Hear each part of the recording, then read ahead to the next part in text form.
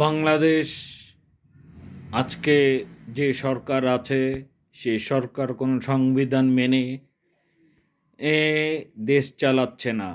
এই সং এই সরকার গঠিত হয়েছে মব দিয়ে, অর্থাৎ মব সরকার বলতে পারেন আপনারা। এখন অনেকেই আছে তারা মবকে এ এ অন্য নাম দিয়েছে, কিন্তু এটা হচ্ছিল মব সরকার। মোস্তাফিজ যেহেতু খেলতে পারে নাই কোনো টিভি চ্যানেল, আর কেউ যদি এটা সম্প্রচার করে ইউটিউব বা অন্য কারো মাধ্যমে, তাহলে তাদেরকে রিপোর্ট করা হবে। আর উপদেষ্টারা যদি এর বিরুদ্ধে কোনো ব্যবস্থা না নেওয়া হয়, আর কোনো চ্যানেল যদি এই আইপিএল খেলা দেখায়, তাহলে মবের ভাষায় কথা বলা হবে।